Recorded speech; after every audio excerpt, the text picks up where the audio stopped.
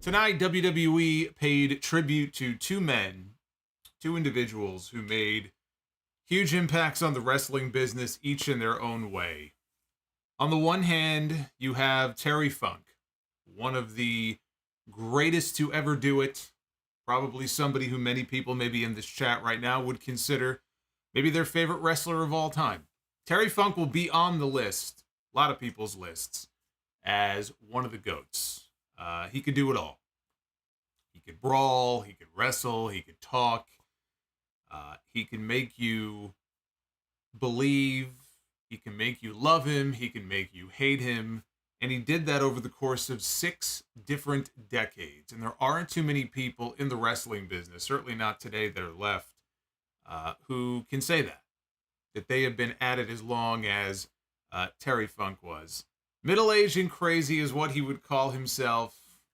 That was a famous phrase for him. And I always looked at Terry Funk, and you know, when Terry Funk was 50, he looked 70. But he wrestled like he was 30. Some of the things that he would do. He didn't start doing moonsaults until he was in his 50s. That's just who he was. You know, he did what he wanted. He did his own thing. And Terry Funk will certainly not be forgotten. He was 79 years old. More shocking was the death of Bray Wyatt. Wyndham Rotunda, better known to WWE fans as Bray Wyatt. And there was an image tonight on the show. There were a lot of images tonight on this show, but there was one image in particular that really got to me. It came early in the show, and I think that image right there of the rocking chair by itself is sort of emblematic, the empty rocking chair, of what a lot of people right now are feeling and thinking, and a lot of people in that company who we saw on that stage tonight gathered together, what they're going through right now.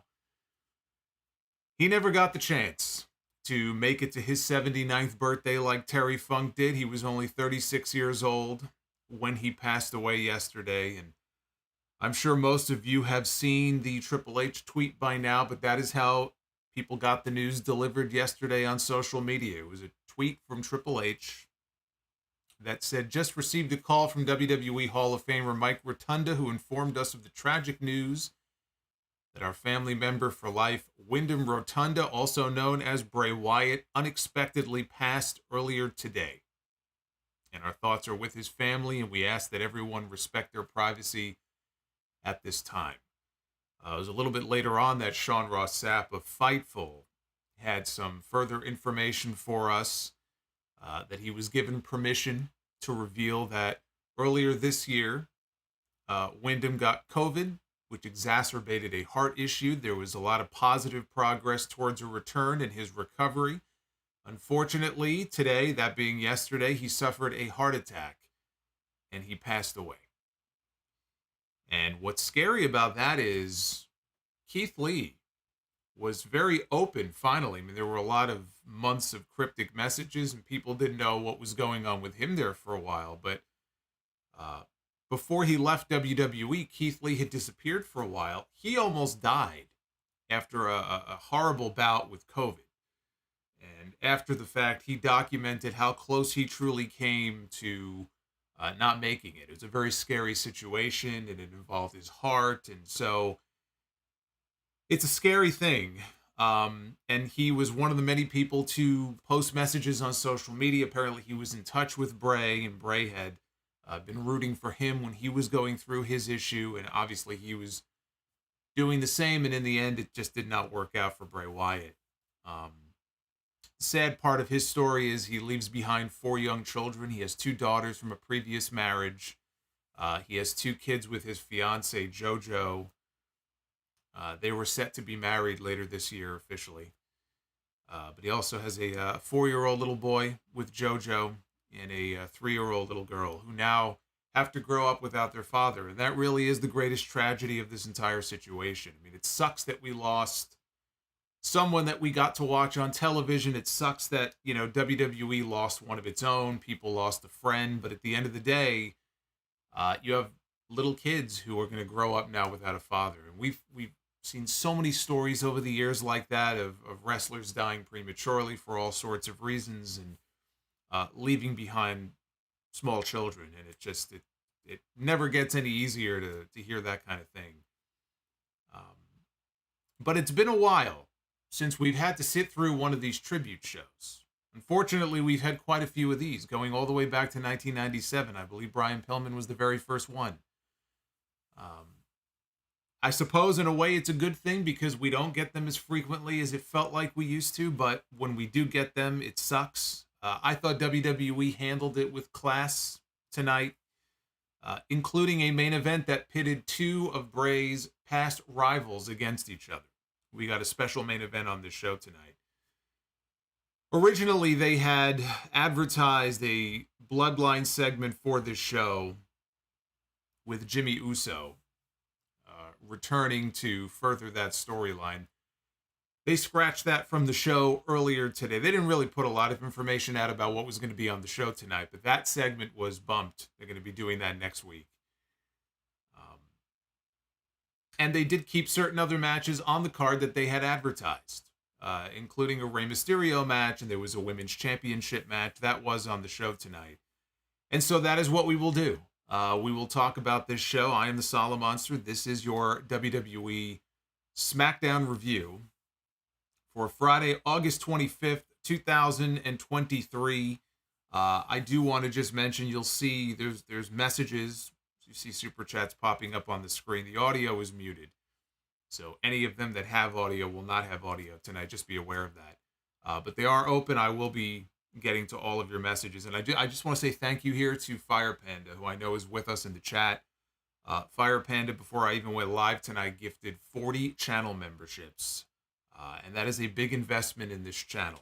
And I always love seeing our little membership community expand here on YouTube. So Fire Panda, very seriously, thank you very much. And everybody else as well. I see a bunch of them are coming in right now. So 0 Point and everybody else, Space Beerus, everybody who is expanding our family on here through memberships, I thank you very much for that. But SmackDown tonight opened with a split-screen graphic paying tribute to both Terry Funk on one side, Bray Wyatt on the other.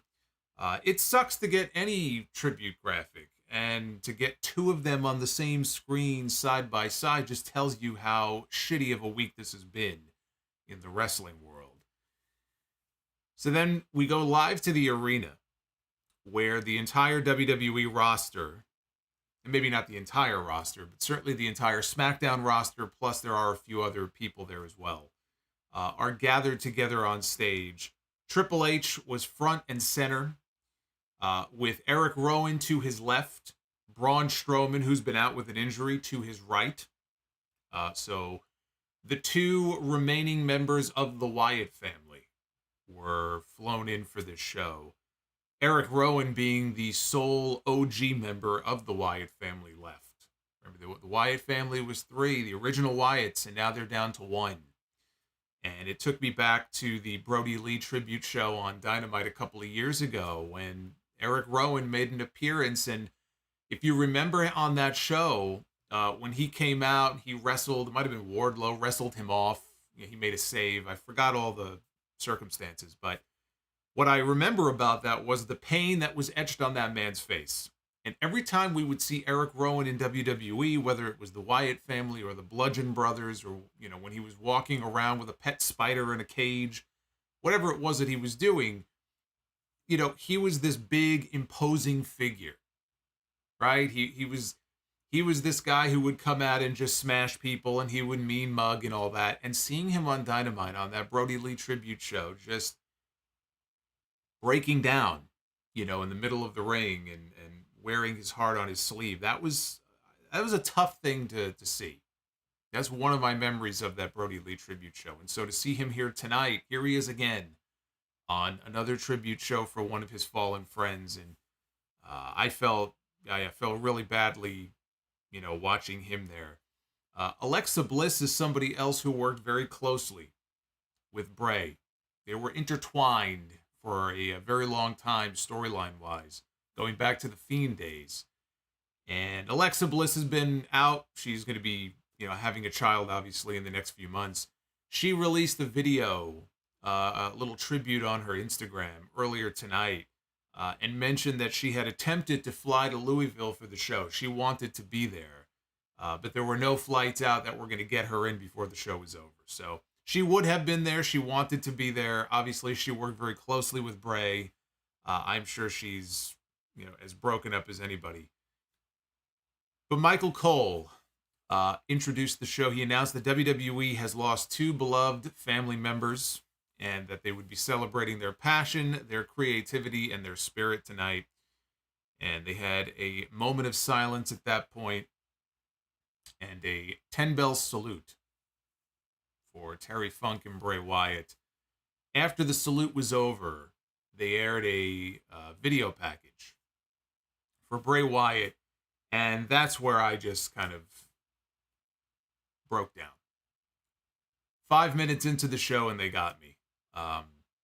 It was a tremendous piece of business, that video that they played. It had footage of Bray's first promos when he first started doing the Wyatt family cult leader gimmick down in NXT, right on through his most recent return and everything in between, all the Fiend stuff and the Firefly Funhouse stuff and some of his biggest moments and achievements. And there were photos mixed into the video of him with Luke Harper kind of palling around backstage, and that was tough to see. But the photos of him with his family, and LA Knight made mention of this later on in the show, that it even kind of broke him. There were photos they put in there of him with JoJo and with his kids. Just hanging with his kids and just doing dad stuff that every father would do with their children. And, that's the part that really got me in that video. But I thought it was very well done. And they come back live, and the fans spontaneously broke into song. And they're singing "He's Got the Whole World in His Hands" as everybody on stage is watching. And then they turn the lights down. And on stage, in front of them, as the lights come down, you can't see the superstars anymore on the stage, but what you do see is an empty rocking chair that is sitting there on stage, and that's the image I showed you earlier, with a single spotlight shining on it. And I thought that was a beautiful touch as they faded into the commercial break. There was another image, though, also, that was going around on social media that was also pretty heartbreaking to see. And as I mentioned before, Strowman and Rowan were there. And this is an image of Braun Strowman and Eric Rowan kind of comforting each other on stage. You see the rocking chair there. Just an emotional open to the show, as you knew that it would be. I don't think there was ever any doubt. We all knew how this show was going to start out, and it was not going to be an easy watch. These types of things never are, but I thought that was a very nice moment. And very nice to have them there for the show. I wasn't sure who was going to show up tonight. I didn't think we would see Bo Dallas or anything like that. It's obviously they're dealing with a tragic situation. They have more important things that they're dealing with right now. But it was nice to get the remaining members of the Wyatt family on the show tonight. So when we got to ringside and we had the on-screen with the announcers, Michael Cole was saying that tonight we're going to try to basically get people's mind off things. We're going to try to provide you with entertainment, and, we'll have fun tonight. And that led into the opening match, which was Rey Mysterio against Grayson Waller. This was non-title. Rey did not come out with his United States Championship, but he did have a black armband on one arm that had the initials TF for Terry Funk and BW for Bray Wyatt. They announced that Mysterio is going to be defending his U.S. title at Payback next Saturday. I'd almost forgotten that the next pay-per-view is already coming up in a week. He'll be defending it in a rematch against Austin Theory. So that match is official for the Payback pay-per-view. They also announced what Cody Rhodes is going to be doing at Payback, which is something that I've been wondering because it didn't seem like he had an obvious opponent. The six-man tag I thought maybe they would do at Payback they gave it away on television this week. So what they're doing with Cody Rhodes at Payback is they're putting him in a talk show segment. Cody Rhodes is going to be a special guest on the Grayson Waller Effect. That is the best that they have for Cody. I suppose they could use that segment to set up his next program, possibly with Waller, even though they're on different brands. I don't really think that matters anymore. Ray used the running senton in this match as a tribute to Bray Wyatt. We've seen Bray use that move many times in his matches. I thought that was nice. Little hat tip there. Ray got Waller in position to hit a 619, but before he could hit it, Austin Theory's music hit, causing the distraction. Santos Escobar came out running behind him and clobbered Austin Theory from behind. Theory came back with a chop block on Escobar. Ray took him out, though, with a baseball slide. Waller tried to capitalize, but Mysterio landed a 619 shortly thereafter, and Theory attempted to prevent the follow-up springboard splash that Ray does. Escobar stopped him. Ray dropped the dime. He got the pin, and he picked up the win. So a basic match. It sets up the rematch with Theory next weekend at Payback. And now we're just waiting for the inevitable fallout between Mysterio and Escobar. Because remember, it was Escobar's opportunity at the U.S. title, and they did the injury angle, and Ray took his spot, and Ray took the title. Right? The title that he probably feels should be his. Even though right now he's no-selling it and everything's cool. I think we all know that this is leading to bad times for the LWO in the not-too-distant future. So we got our first of several vignettes after this, dedicated to Bray Wyatt. Basically moments. Bray Wyatt moments. And they were very brief. They were not extended video packages or anything, but they would go into a commercial or they would come back out of a commercial and they would have maybe 10 seconds, almost like a bumper, just with highlights of certain Bray moments from his career. The first one that we got here was titled "The Wyatt Family is Born." And we had some very brief clips of the original Wyatt family videos that aired when the family was first formed. After that, we had Io Sky defending her WWE Women's Championship against Zelina Vega. They did the in-ring introductions that they do for all championship matches, and then they cut to commercial before the match began. Coming out of the break, we got another vignette, this one for The Fiend's debut.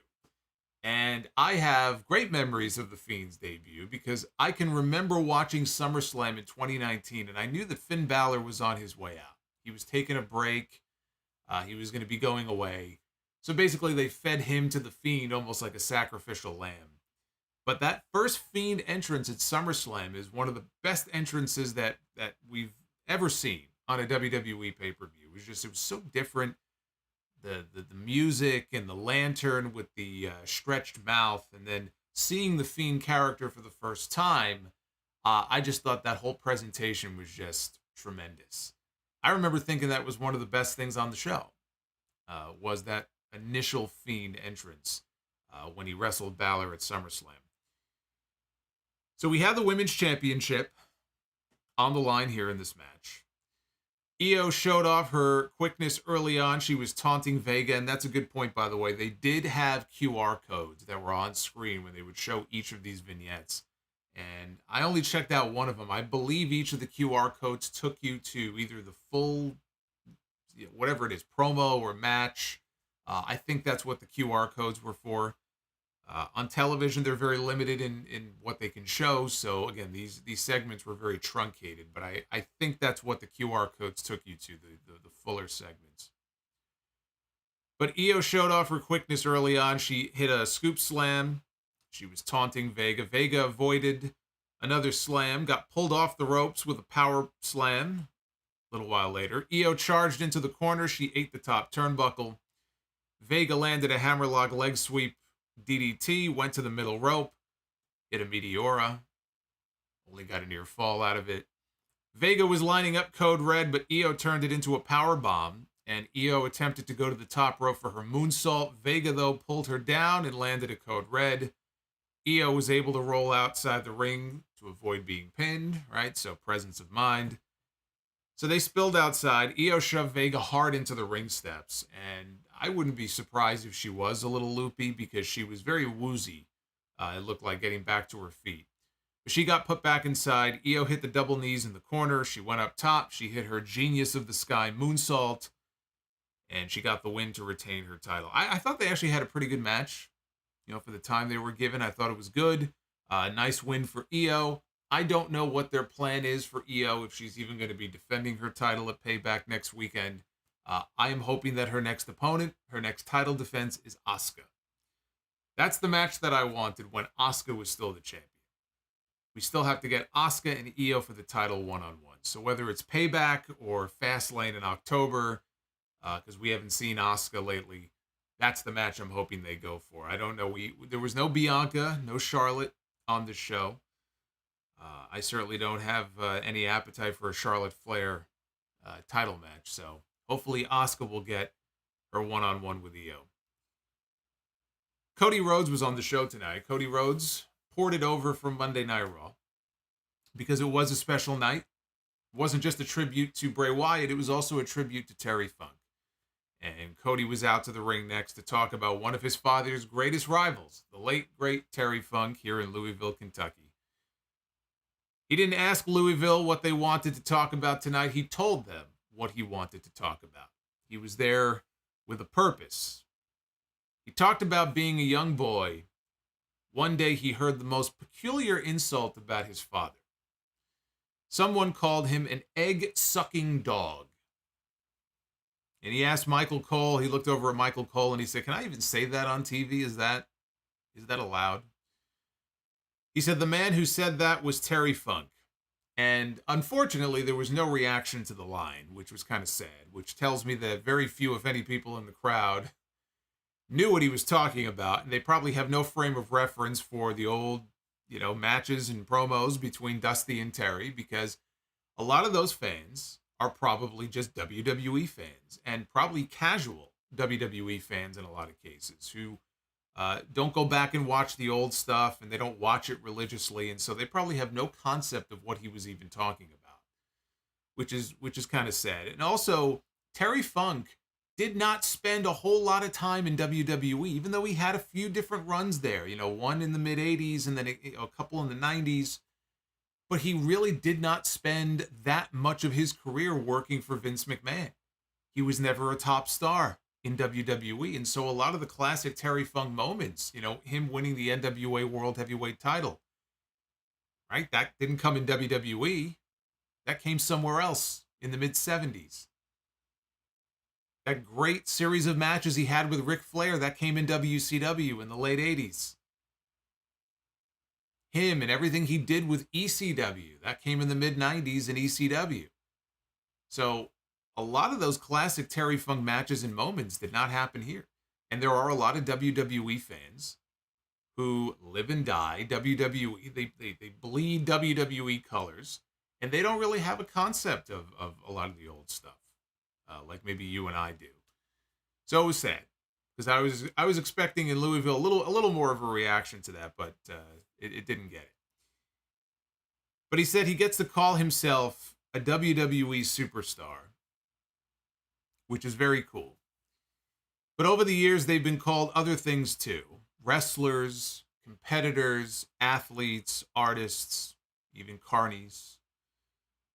But then there's a fabled few that have earned the right to call themselves cowboys. And he said both Terry Funk and Bray Wyatt were cowboys in the best of ways. But tonight he said he's here to talk about Terry Funk. For 50 years, Terry Funk has constantly been changing.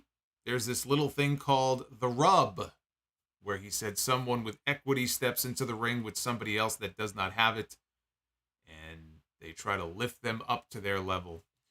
Terry Funk did that for an entire company, for a movement, for a revolution. So he said, let us take a look at this Cowboys Hall of Fame career. And they played a tribute video for Terry Funk that, like the Bray Wyatt one, I thought was very well done. This was different. The Bray Wyatt video early in the show did not have a narration. They played a song over it, and it was very emotional. This was more of the standard tribute video. They had their voiceover guy talking about Terry's career. They showed various highlights from, all throughout his career, from start to finish. And WWE's production team always does a good job on these videos, so this was no exception. As far as Terry's career, I'm going to save that for the podcast tomorrow. I have a lot more to say about Terry Funk, and I will do a full retrospective on him on the podcast, which is going to drop later in the day tomorrow. But they came back to Cody at the end of the video. Cody said, from Texas to Tokyo, Terry Funk was passionate. He was extremely passionate. Little nod there to his ECW run. He mentioned tables. He mentioned chairs. He mentioned hardcore. And he said he's so glad that he has been given the authority to tell us that this next match is a Terry Funk hardcore match. And everybody in the crowd cheered. And the Brawling Brutes, minus Sheamus, they made their way to the ring for the next match. So, nice appearance here from Cody. I'm sure he wanted to be on the show. Maybe he flew himself in and said, hey, I'm here. So it was a nice way to get Cody involved in the show in some way. But this match here was the Brawling Brutes against the Street Profits and what they billed as a Terry Funk hardcore match. When they came back from the break, we got another quick Bray Wyatt vignette. This one was called The Era of Wyatt Begins, which had a clip of him winning the Elimination Chamber match back in 2017 when he became WWE Champion. It's an excellent match, by the way. I believe that was the first Elimination Chamber where they got rid of the metal grates that everybody was getting hurt on, and they put padding down. I remember people complaining, oh, there's padding, they're so soft. Like, yeah, it fucking hurts, to land on the grates. So if it protects them a little bit more, I don't mind it. It didn't take away from my enjoyment of the match. I thought that was the best Elimination Chamber match up to that point that they had done in years. So the early part of this, we had a flurry of moves, but there was nothing hardcore in this match. And the Street Profits, they were wrestling, just so you know, they were wrestling their usual style. They came out to their same music. They had the red Solo cups falling from the ceiling. Their gear is really only just kind of modestly different. Dawkins, instead of having the basketball shorts, now has long tights, which I think Montez Ford always had. So they don't look radically different.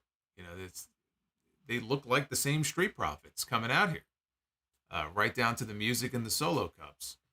And even in the match itself, Montez Ford, he had a flip dive out to the floor. He wiped out the Brawling Brutes, right? Big babyface spot there. So he wipes them out when Bobby Lashley's music hits. And Bobby Lashley walks out. He's in a suit. He's got glasses on. He's slapping hands with the fans on his way to the ring. And they cut to commercial. So we are halfway through this Terry Funk hardcore match, and not a single weapon has been used. It has so far been a regular television match.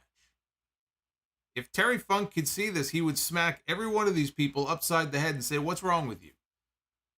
How come you haven't put a bag over somebody's head? How come you haven't lit somebody on fire? How come you haven't done a moonsault off the top rope through a table? What's going on with you people? We come back from break. The Brutes hit a double team suplex powerbomb combo on Montez Ford for a near fall.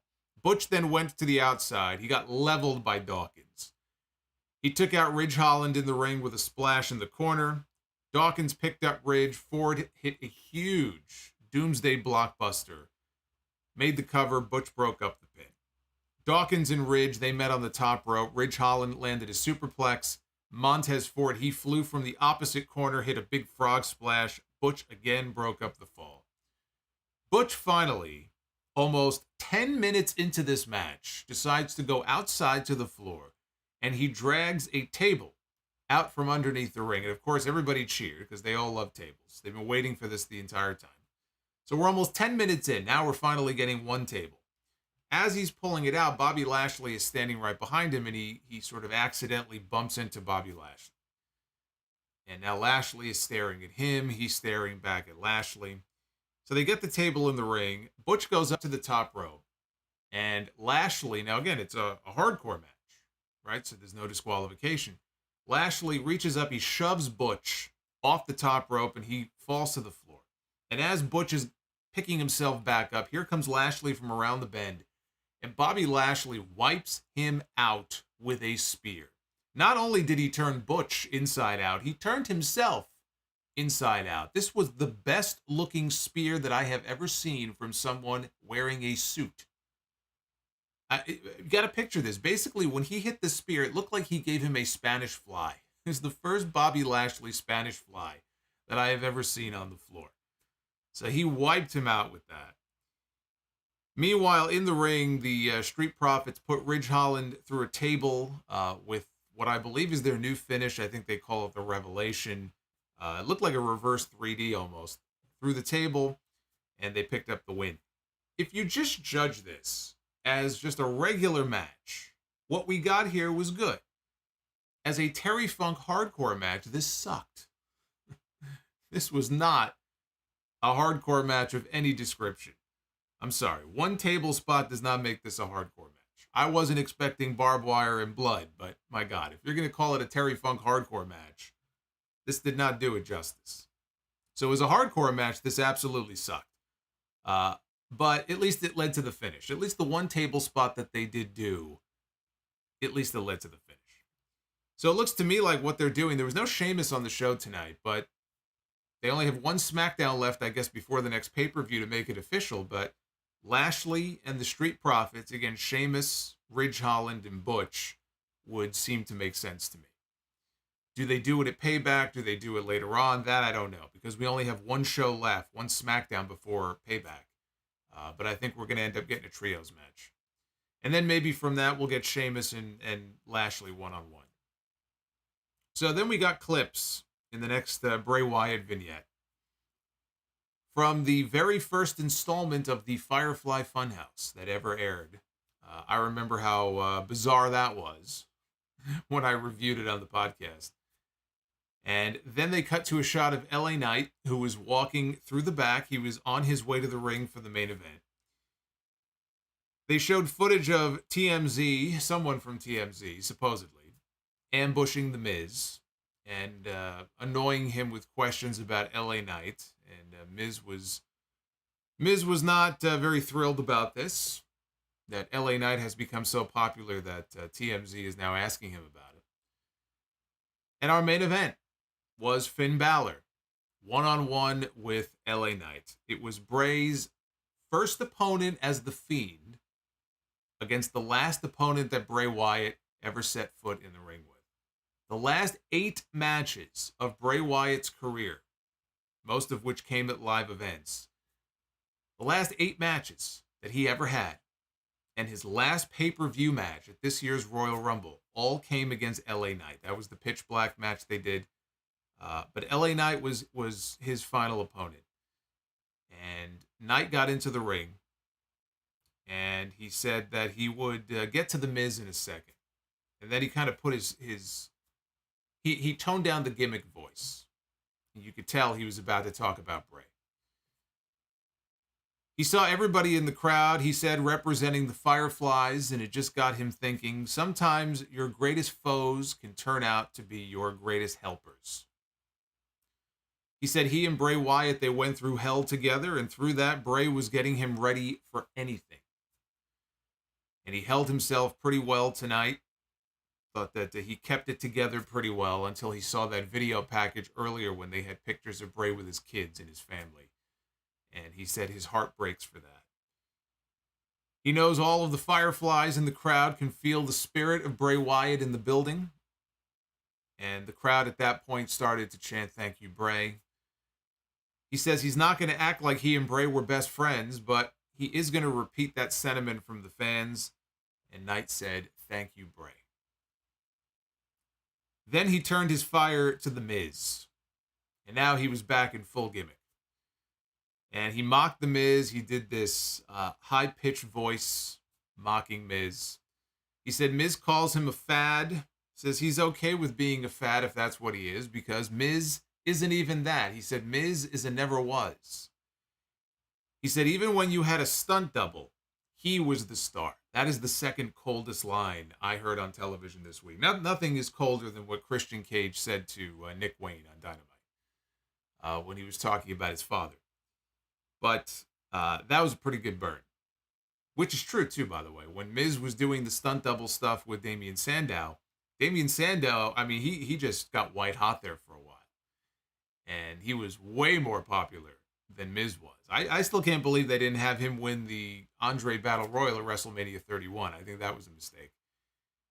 But he said that even when you had a stunt double, he was the star. Even when you were the WWE champion 12 years ago, you were a background player to The Rock and John Cena. There were no lies in what he was saying here. Everything that he said in this promo was true. When Miz was WWE champion going into WrestleMania 27, he was the third wheel. It wasn't about the Miz. Miz just happened to be the guy holding the title at the time. It was The Rock and John Cena, and it was setting up their WrestleMania match for the following year. Miz was just along for the ride. He's absolutely right. So he said anytime, anywhere, SmackDown, Raw, TMZ, said it doesn't matter. And then he did his catchphrase, and the crowd did it along with him. And he said, but one more thing. Miz, a wise man once told me, the next time you see me, run. They, before I talk about the promo, they did make the announcement later on that at Payback, it is going to be Miz and LA Knight in a singles match. I think we all knew it was going to take place at the pay-per-view. I thought that this was just a fantastic little promo here from LA Knight. Wasn't anything long, kept his comments brief, but I thought he was tremendous there. And you could see him a few times when he was talking about Bray. He was trying to keep it together. He even mentioned, when he saw the pictures of his family in the video earlier, that obviously it bothered him, it affected him. And he was trying to keep it in character there for a few moments. And I want to touch on something that he said in his promo, which I think is important to talk about here. Because I was someone who did not like the pitch black match at the Royal Rumble. I thought it was terrible. And the one thing I will say, when he talked about, LA Knight talked about Bray Wyatt helping him. LA Knight is one of the very few people who was programmed with Bray Wyatt when he was doing now he wasn't the Fiend, right? But he was doing this sort of, this dark character, whatever the Uncle Howdy stuff was going to turn out to be. We have seen people, Seth Rollins has admitted it. Seth Rollins himself, the World Heavyweight Champion on Raw, did a sit-down interview, I believe it was with Ariel Helwani, was it earlier this year or last year, and he addressed this, that it was difficult when he was working with Bray Wyatt and Bray was the Fiend. And they had that infamous Hell in a Cell match back in 2019 where the two of them had ideas on what they wanted to do. And, in that interview, Rollins basically said it was Vince McMahon. He was, stuck in his ways, and, he wanted things done a certain way, and so they were done a certain way. Otherwise, maybe the match would have, turned out to be a little bit different. Rich over here dropping all this money on me. Oh, my. Hey, I just want you to know, I think you rock. I don't mean The Rock, A-Rock. You rock. And I just wanted you to know that. Had to turn the sound on for that one just to say thank you. Holy shit. EA123 just dropped a $125 super chat bomb here on this stream. First super chat, I believe. Very first one he ever dropped here on the channel. And look at that. A 125 bomb. Says, I've been listening since almost the beginning. I just wanted to say thank you for all of the incredible content and being a pillar in the wrestling community, especially during a week like this. EA, that is very kind of you. I appreciate that. I'm glad that you have enjoyed the content. I got a few messages from people because I did that Bray stream yesterday. I wasn't sure if I was going to go live or just wait. So we're kind of hanging out. A lot of the people who were with us tonight were hanging out last night with me here on the stream. And I just thought it was just a good time for people to just have a place to go to just talk about everything, because this has been such a shit week when it comes to this news. And, a lot of people were obviously very upset about what had happened. And sometimes the best thing to do is to just get together with other wrestling fans and just commiserate, and just have a community of people where you can just talk about what's going on. And then from my end, just try to cover things as best I can because we only had very limited information about what the hell happened. I was shell shocked just like everybody else. So if it was helpful to you and other people, I'm happy. I hope it was. And thank you. Thank you for the super chat, love. That is very generous of you. But on the LA Knight stuff, the point I was making was that there are people who have worked with Bray Wyatt doing those characters and have come out worse off because it is the nature of the character that he was doing and some of the supernatural stuff and the no-selling and then some of the, just some of the weird kind of elements of what Bray would be doing from time to time. There were people he worked with who did not come out of that better off than they went in. And I thought that LA Knight was just going to be another name on the list, because the focus was on Bray's story. Bray had just come back to the company and they were dragging out this, whatever this story was with him and Uncle Howdy, and he was barely wrestling. He wasn't really wrestling any matches. And it was kind of frustrating. And I don't know, looking back on it now, the report from Sean Ross Sapp was that he had contracted COVID earlier this year. I don't know exactly when he did. If maybe he did and then kept wrestling for a while and then it got worse, or it just got to a point where he couldn't work anymore because it was affecting him. Like, I would be curious when he first got sick, because if you remember, he returned in October of last year, and outside of a few house show matches he did towards the end of 2022 with Jinder Mahal, he wasn't even wrestling. He was exclusively just on television, just doing these promo segments. And I didn't know if there was an injury. He was wearing a knee brace. Did it have something to do with that? What's going on with Bray Wyatt? Why are we not seeing him every now and then? Why are we not seeing him in the ring wrestling a match? Because we had to wait until the Royal Rumble, to get the pitch black thing. So a lot of that was going on, and it was really all about his story. LA Knight was working with him, but LA Knight was really not the focus of that. Well, by the time they were done working together, a funny thing happened. LA Knight came out of it better off than he was when he went in.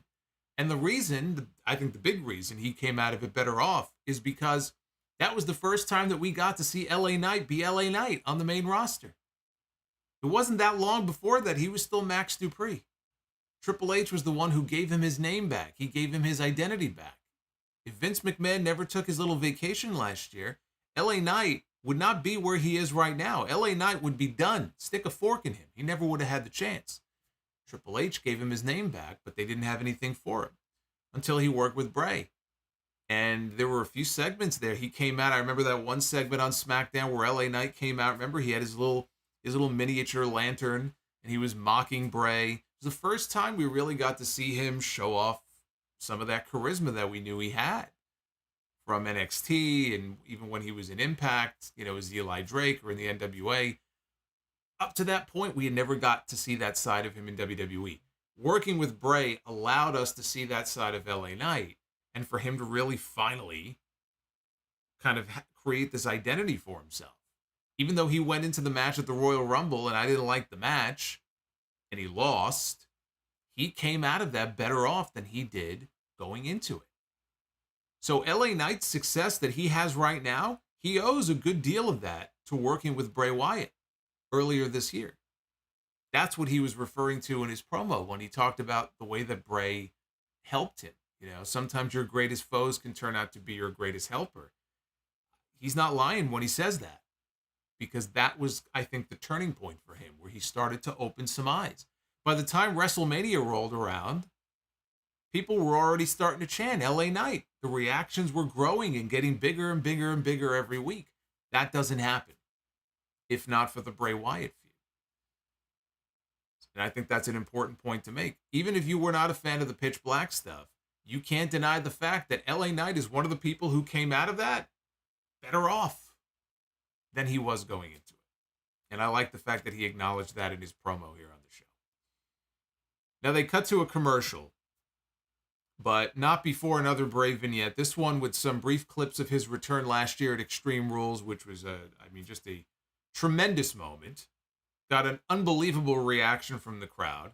And they built it up with that White Rabbit campaign, which, again, I'm sure they're going to do more of that because that was a huge success for them. Triple H has talked about what a huge success that whole viral QR code campaign was.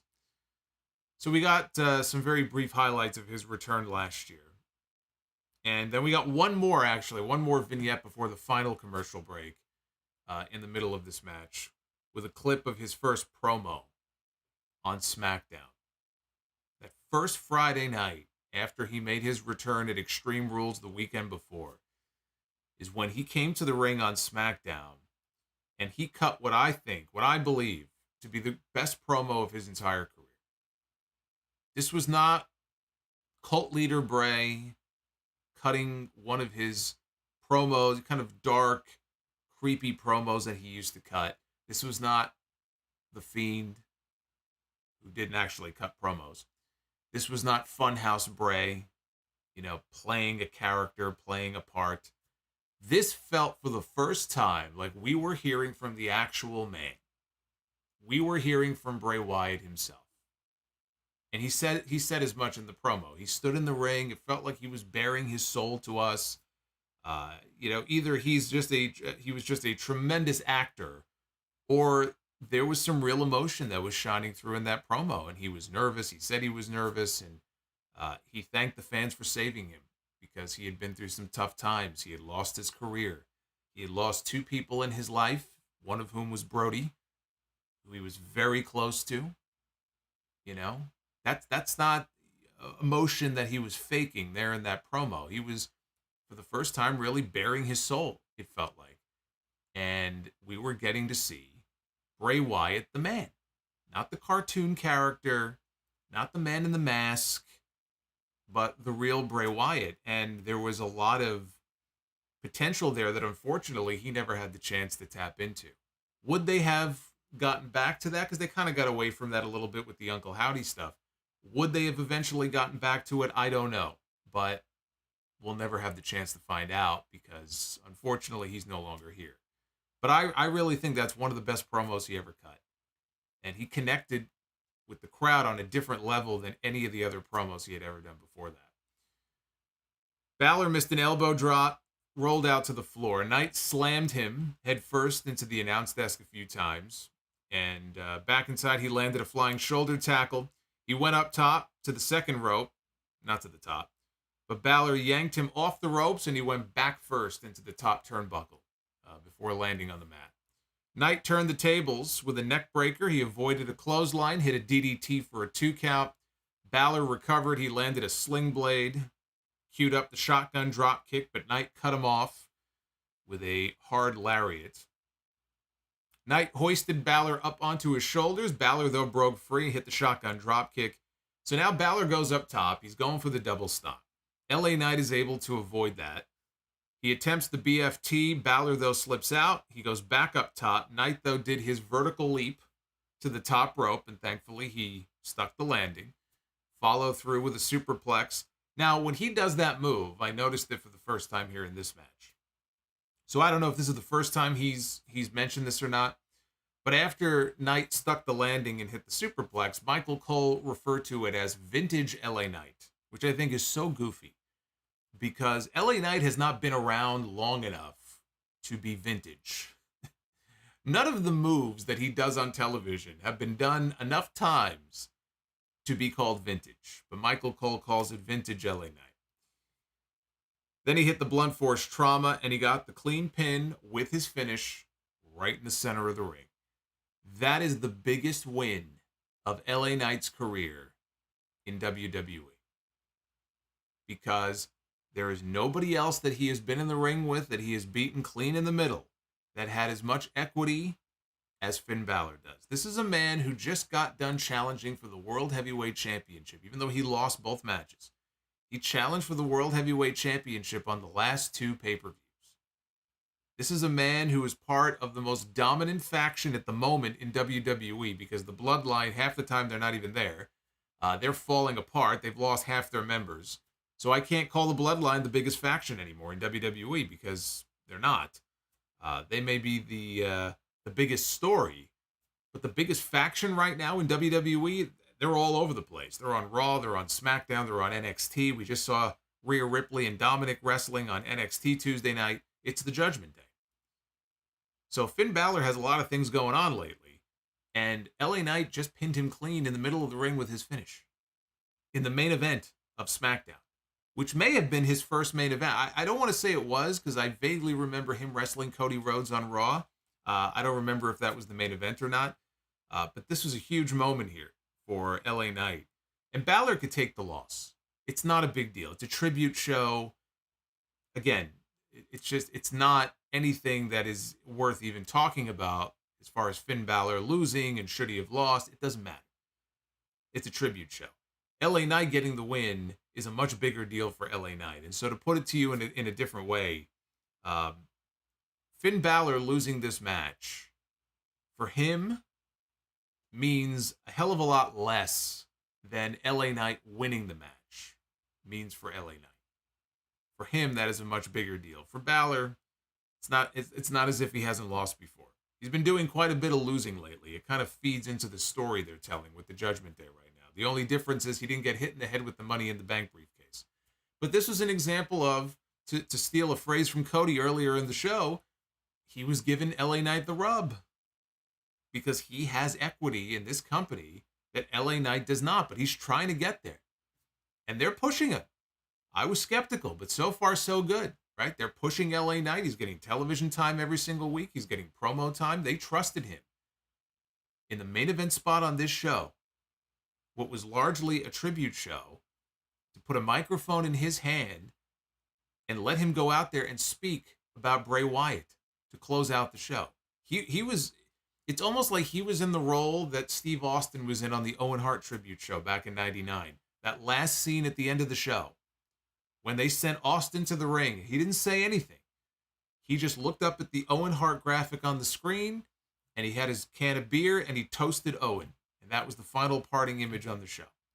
They trusted him in that spot. They trusted LA Knight in this spot here to go out there and deliver his own little eulogy in a way for Bray Wyatt. And then he went out there and he beat Finn Balor.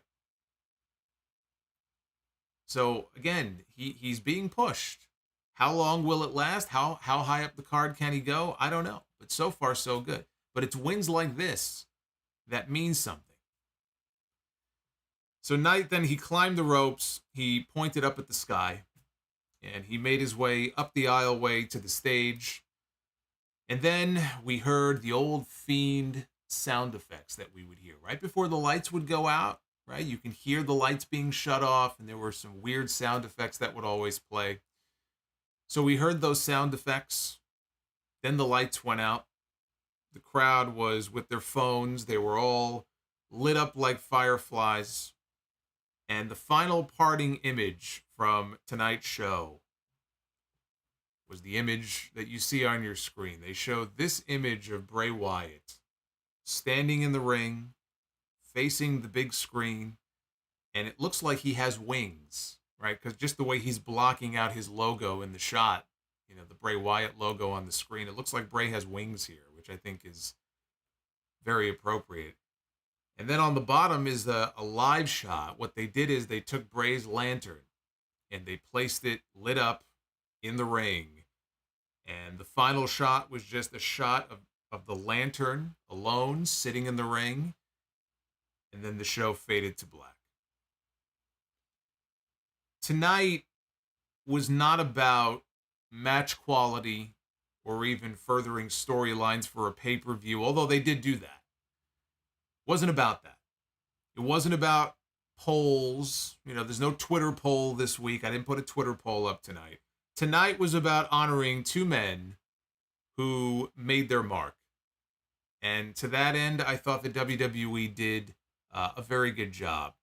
You know, back on those old tribute shows, whether it was Owen, Eddie, Benoit, before everybody knew, we are accustomed to seeing wrestlers being seated in a chair, having a camera shoved in their face, and being told to just spill their guts on television and share their memories of, in many cases, someone that they were very close to, a good friend of theirs. And it was rough because a lot of those segments, you could see how raw the emotion was. These people were in tears. It almost felt like exploitation. So they didn't take that approach with this tribute show tonight, and I'm okay with that. They took a different approach with it. We had everybody on stage for the opening 10-bell salute, and they chose to splice in highlights of some of Bray's key moments from his career. Things are different today with social media. Everybody can go on their own social media page, as many of the wrestlers did do, and they post their own messages and condolences. Seth Rollins posted a video earlier this afternoon. He was sitting in his car. It's like a 4.5-minute video of him just talking about Bray Wyatt and talking about what Bray meant to him. And it was a very emotional video. I encourage everybody who did not see it to go back and watch it because I thought it was very powerful. And so I think that's fine. Let the wrestlers who want to comment on it on their Twitter, on their Instagram, their TikTok, or whatever it may be. You don't have to go shove a camera in their face. You know who I felt sorry for today, honestly? A lot of people have traveled over to the UK for All In because they've got the big Wembley Stadium show coming up on Sunday. So all the AEW talent is over there, and a lot of these shows, these YouTube shows and podcasters have flown over there. And there were a few clips that I saw. I know Paul White, big show. He's over there. He's doing some publicity for the Wembley show. And he knew Bray. He was friendly with Bray. He worked with Bray a little bit in WWE. And there were at least 2 people, maybe 3, who sat down with Big Show and they wanted to ask him about Bray. And he was very emotional and really had to pull himself together. And clearly he did not really want to be talking about it because it's a sore subject. But, he talked about it, and then he was interviewed by somebody else. And first question is about Bray. And you could see the look on his face, like he just did not want to be asked about this anymore. And I felt sorry for him. I mean, I can understand people wanting to ask him about it, but I feel like if that were me, and the way it probably works is, I don't know where he was exactly when he was doing these interviews, but they probably have, a bunch of people just waiting for their turn to interview Paul White. And just speaking for myself, if I were there and I noticed that he had already given a couple of interviews and was asked about Bray Wyatt, the last thing I would want to ask this guy about, when I could see the look on his face and I could see how, the fucking water coming out of his eyeballs, is ask him about Bray Wyatt. There were some pretty uncomfortable video clips that I was watching coming out of the UK today. But again, it's tough when you just shove a camera in someone's face and say, "Hey, what do you think about this person that just died?" So we didn't get that on the show tonight, and I thought that it was probably better off because of it. But I thought they did a good job. They did a classy job with the show tonight. Beyond that, I don't really have any critiques about the show because that's not really what tonight was about. But what I do want to do is check out some of your messages. I know you guys have a lot to say, and so we will check out your super chats. I got the music off for these tonight, and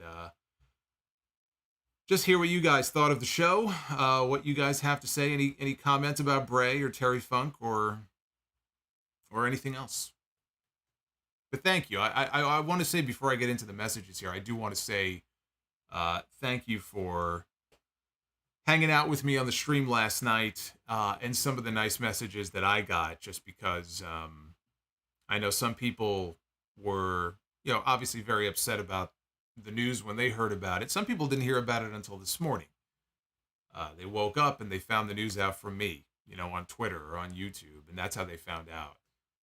But I got some very nice messages from people who got something out of it. So I wanted to say thank you. Kimons says, longtime listener, first-time super chatter. Thank you for everything you do. Much love from Alaska. Hey, Kimons or Kemens, again, maybe I'm pronouncing it wrong. I'm sorry, but thank you, brother. Much love to you. Alfonso with the 1999, or not 1999, 999. I'm looking in like 3 different places at once here. Favorite Bray match was the Wyatt family against ECW Originals. So chaotic and fun. I just can't believe he's really gone. You will always live in our hearts and memories. We love you, Bray. Run. You know, I had forgotten about that. I forgot about the Wyatts and the ECW Originals. I think that was that TLC? I think it was one of the TLC pay-per-views. Maybe 2015. The Winston Slip. The Fireflies will shine forever in his memory. Remakian Productions says a final toast to Terry and Wyatt. Rest easy. That is well said. Peter, a wonderful tribute to the Eater of Worlds. A man of many nicknames over the years. Unfortunately, the Eater of Pins was one of the nicknames I had for him during that period where they should have been protecting him, and they weren't. And he was eating far too many pins on television. So the Eater of Worlds became the Eater of Pins. And had nothing to do with Bray. Bray didn't do anything wrong. It's just the booking. The booking did him dirty. Psychopathic Savior. We not playing Desperado and having Paul Heyman speak about him, but still felt they did good. Followed the Buzzards to the Double Cross Ranch in the sky. That's very well put. Terry Funk and the Double Cross Ranch in Amarillo, which I think he sold. I think he sold the ranch many years ago. I like that, though. Followed the Buzzards to the Double Cross Ranch in the sky. Very well said. Aussie of Steel, not much to say tonight except rest in peace, Terry and Bray. This has been a real hard week for the wrestling community. Groovy Goose. Bray Wyatt was the only wrestler I won a WWE match in a video game with a single clothesline. While I wish I could have shared this under better circumstances, I hope it's a fitting story regardless. You can share whatever story you'd like. Best always. Solo, only your voice could bring comfort to such tragedy. Each man's life touches so many other lives. When he isn't around, he leaves an awful hole. Rest in peace, Bray and Terry. Best always, thank you very much. James Cooper. Follow the Buzzards, Wyndham, for they guide you on a path that will lead you to your fallen brother with whom you shall spend eternity side by side. Wyndham and Brody forever. Rest in peace. 2 men gone far too soon. The Real CS 02. Let's look on the bright side. Say at least Bray is with his best friend again. Trey. Nothing more to say, but rest in peace, Bray Wyatt. Thank you for all the memories. Unique mind, no doubt about it. He did have a very creative mind. Justin G, our stupid, silly soap opera is better than network TV's stupid, silly soap operas. COVID is still real. Stay safe and sane. Thank you, Solomonster. Thank you, Justin. Pillow versus Pillow. Rest in peace, Terry Funk. The man had more retirement matches than most wrestlers have had matches. Yeah, it was a running joke for many years that no one in wrestling had more retirements than Terry Funk. Tay-Tay the Savior. Rest in peace, Bray Wyatt and Terry Funk. El Mace, or as I like to say it, El Mace. I'm going to call you Mace. Like the Maximum Male Mid-Carders. Thank you for the $25. Very rough week for wrestling fans. Hopefully All In ends on a positive note. We do have Wembley on Sunday. We do have a big show coming up on Sunday, so that is something to look forward to. Rizzo, this week sucked. Terry passing was rough, but I'm happy he's not suffering anymore. Bray passing has left me stunned. Good on WWE getting Rowan to the show tonight. It was good to see him there. It wouldn't have felt right for him not to be there in some way. Rodimus Prime, a really rough week in wrestling. Rest in peace to Terry Funk and Bray Wyatt. Condolences to both families. Long live them both. Project Graham, I've suffered too much loss this year. From my sister 2 months ago to Funk and Bray, it's been too much on my heart. I hope for healing for all. Graham, I'm very sorry to hear that. This too shall pass. It's weird. I was actually on my way home from a funeral for a family member on Wednesday when I got the news about Terry Funk. And then this happened the next day. Far too much death this week. Justin says, LA Knight had a rough one tonight. Glad he did good. Carolina Blood. I don't really watch wrestling that much anymore, but Bray was someone who I was very high on. Could have been the next Undertaker. Rest in peace, Bray Wyatt. Well, as Bray said himself, because I think a lot of people have made that comment over the years, he didn't want to be the next Undertaker. And really, it was, I think, unfair for a lot of people to kind of put that on him because there is no next Undertaker. There really is. There's nobody who can fill those shoes and do all of the things that Undertaker did in his career working for this company over such an extended period of time. And it's like being Ric Flair's son or you know, if Bret Hart's son was signed to WWE. And like, there are just certain shoes that are too big to fill. And Bray's answer was always, I don't want to be the next Undertaker. I need to be the first Bray Wyatt. I need to just kind of be me and do my own thing. And he was doing that. I mean, there were similarities between the two characters, but as similar as they may have been, they were very, very different. Undertaker was very high on him, though, which is why we got that moment on Raw 30 earlier this year where they did the spot, ironically, with LA Knight in the ring. They beat up LA Knight, and then he whispered whatever he whispered into Bray's ear. It was kind of like a little passing of the torch moment, but unfortunately, it never went anywhere. Austin Blancett, Eric Rowan being there makes me cry like a baby. Prayers for the family at this time. Love you, Solomonster. You're covering this very well. Respect. Austin, thank you very much. 0.216 says it's too bad that LA Knight's first WWE main roster main event had to be under these circumstances. I agree. But I thought he handled it well with that promo. TJ Cartier with the $9.99. So sad losing such a creative performer. Did you see the ESPN article about Bray stating that Bo Dallas was with AEW now? Had no idea. Thanks for your awesome content. That Bo Dallas was with AEW? I don't know what you're talking about.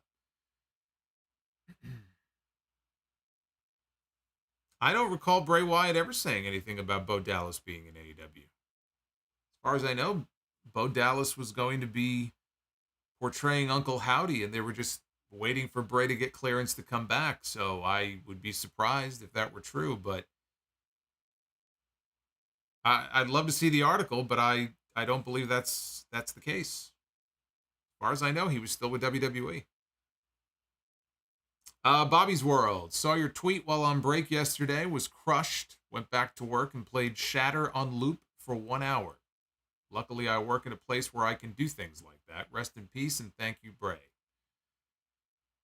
Shatter was a very good song. I know Code Orange put out, I think, a tweet. Because Bray collaborated with them as far as his music, and he was as helpful to them as they were to Bray. It was kind of a symbiotic relationship there. But Shatter is a very good song. Nash DTV couldn't fight back the tears at the start of the show. I do find it amazing that Bray resonated with so many people. Rest in peace. SJR. Bray was my and my son's favorite wrestler when we met him. He was great with my boy who is autistic. He will be missed. Thank you for everything you do for us. Much love. Sean Longworth missed the show, but your description of the opening got me tearing up on the bus home. Rest in peace to two legends. Live in fear on repeat all weekend. He had a lot of good music, I will say. Even the Wyatt family song, the Mark Crozier song that they first came out to. I don't think I was sold on it right away when I first heard it, but it grew on me over time. And the WrestleMania 30 entrance in New Orleans was tremendous. Carolina Blood says, when I think of Terry Funk, I always think of ECW. I guess that's an insult to this or his huge body of work. Thanks again for I don't think it's an insult at all. I don't think so. Look, Paul Heyman himself has said that were it not for Terry Funk coming in and doing what he did in ECW, they would not have gotten to the heights that they did. That speech he gave to the roster backstage, and if you watch Beyond the Mat, the documentary from all those years ago, they showed this in the documentary. He put over Terry Funk and said, because of that, man, that's why we're here today, about to go out there for our very first pay-per-view. So think of the influence that ECW had on WCW and WWE and the Attitude Era. It's still felt to this day. There are still ECW reunions that are done to this day to try to make money.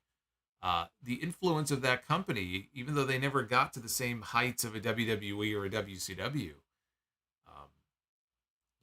ECW outlived WCW in many ways, right? There was an ECW one-night stand. There was never a WCW one-night stand. And at this point, it would make no sense to do that anyway, because so many of those WCW guys ended up working way longer in WWE. So to do it, a WCW one-night stand really wouldn't make a lot of sense, even though they own a lot of the copyrights for the shows. But Terry Funk is part of the fabric of what made that company so successful. And the fact that that company still has influence to this day, I think in part is a credit to him. I don't think that's anything to be ashamed of. He took that company and he helped elevate it to heights that they would not have otherwise gotten to. I think that's pretty cool. Base Beer is God of Seduction. Lashley hit a wicked spear tonight. I said the best spear I've ever seen somebody wearing a suit execute. I don't know. I can't think of another one. EA, again, with that $125 bomb from earlier. Holy shit. So nice, I'll read it twice. He said, I've been listening since almost the beginning. I wanted to just say thank you for all the incredible content and being a pillar in the wrestling community, especially during a week like this. So, EA123, or EAW on 23, I guess, depending on how you want to say it. Thank you for the $125 bomb. And Johnny just subscribed. We have actually had a lot of subscribers, but I can't keep up with. Every time I see Asuka or Sasha or Cody pop up on my screen and waving at me and yelling at me, I can't keep up with all of it, but thank you to all of our new subscribers. Plus Ultra Adrian, I had the honor of seeing Bray Wyatt wrestle in person at WrestleMania 31. I've always been a fan of his, and I still can't believe he's gone. Rest in peace to Bray Wyatt and Terry Funk. God bless their families. Yeah, I think he rolled his ankle in the ring earlier that day when he was kind of practicing or warming up or whatever he was doing. And there was some discussion about him, whether or not he would even be able to go through with the match against The Undertaker that night. So he went through with the match, and it was a nice rebound for The Undertaker, who had that absolutely terrible match because of the concussion with Brock at WrestleMania 30. He got concussed 5 minutes in. The match sucked. It doesn't matter because it's all about the finish. The finish is one of the most iconic moments in the history of that company, but the match itself was terrible. So he really needed a comeback. If he was going to wrestle again, he needed a comeback performance, and Bray gave him that at WrestleMania 31. But I don't think Bray was 100%. I think he had a bad ankle in that match. Luis with the $10 super chat. This is a question for everyone. How many of you could not get into tonight's SmackDown? I certainly couldn't after the shot of Bray Wyatt's empty chair. Yeah, look, I mean, for some people, it's too sad to watch. They watch these shows to have fun, and I'm sure there were some people who just couldn't do it. Because to them it would just make them even more depressed. But I did think that shot of the empty rocking chair with the spotlight on it, I thought that was a very nice moment. Ken with the $10 super chat. I lost my mom in June from COVID. It's been hard, and I've been struggling with it. Wrestling has always been a nice escape, but the last few days have been difficult. Please cherish every moment. I'm sorry to hear that, Ken. And I think that is a very good piece of advice. Do not take anything or anyone in life for granted. Here today, gone tomorrow is unfortunately a very true statement. Daniel Malcolm, appreciate you. Sound Off has been a bright spot for me in some down points for almost 13 years.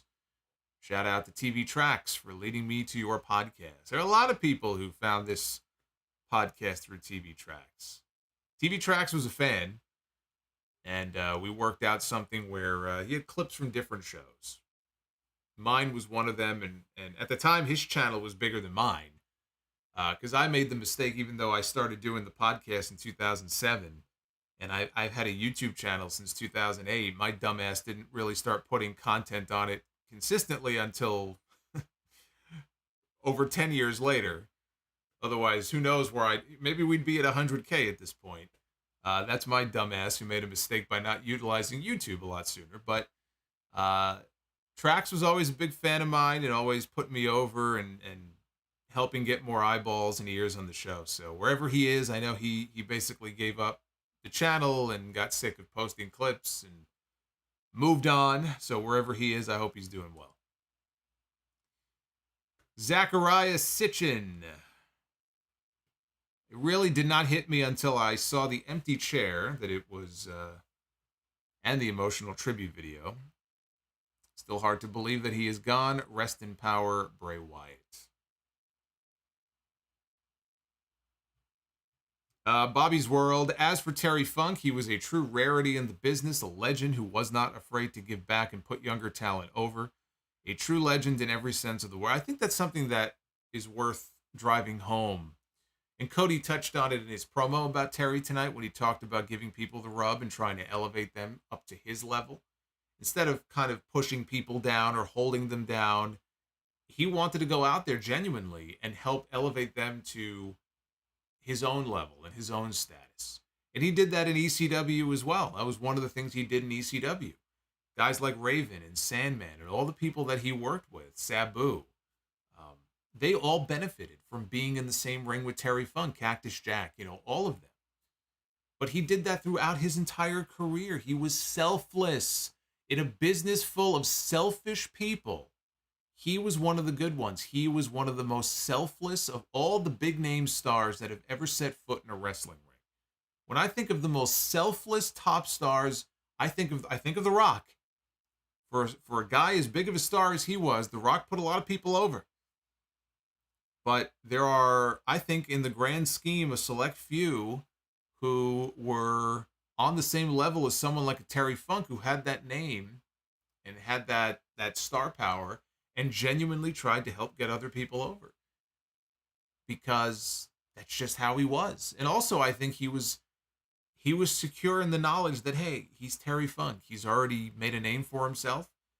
Putting other people over is only going to help the wrestling business. Not that he wanted to go out there and lose every match, because then after a while it means nothing to beat Terry Funk. But he was a selfless individual. And a lot of the stories about him and everybody who knew him or was around him to a T about how nice of a human being he was. How fun it was to hang around him, and he could be funny and witty, and he was a credit to the wrestling business. He was in it for so long. I will say this. When I think of the biggest names in the wrestling business, you think of Hulk Hogan, you think of Bruno Sammartino, you think of Andre the Giant, you think of Dusty Rhodes and Ric Flair, and just everybody. And then obviously in the later eras, Steve Austin, The Rock, John Cena, Roman Reigns. But when I think of Hulk Hogan and Ric Flair, two of the GOATs, whatever you think about them personally, as far as what they did in the wrestling business, two of the GOATs, two of the biggest names of all time. And Flair is another one who put a lot of people over, including people he probably had no business putting over in his career. But the one thing I will say, Hulk Hogan went on to disgrace himself. Ric Flair went on to disgrace himself. They have said things and done things and conducted themselves at different points in certain ways that are embarrassing. And I think that both of them, in different ways over the years, since they have passed their prime, have stained their legacies to some degree. And at different times have demonstrated that they're not always very good human beings. Terry Funk is different. Terry Funk is a big name, a legend in the wrestling business, a Hall of Famer. He's right up there with the Hogans and the Flairs and everybody in between. But Terry Funk is a quality human being. The one thing you cannot say about Terry Funk is that he ever did anything to disgrace himself, that he ever did anything to embarrass the wrestling business for him being part of it. And he was in the wrestling business for a long time. And right up until the day that he died this week, there was nobody that had a negative thing to say about Terry Funk. Terry Funk was a credit to the wrestling business. He was a quality human being. He didn't disgrace himself. He didn't embarrass himself. And I think that's a credit to him. That's the difference between him and some of those other names who were also big names, maybe bigger than him in the wrestling business, but in their later years are not looked upon as fondly as maybe they were many years ago. Terry Funk is different. That's one of the things I respect most about Terry Funk. Terry Funk was always Terry Funk. There was nothing fake about Terry Funk. Who he was then is who he was until the day he died.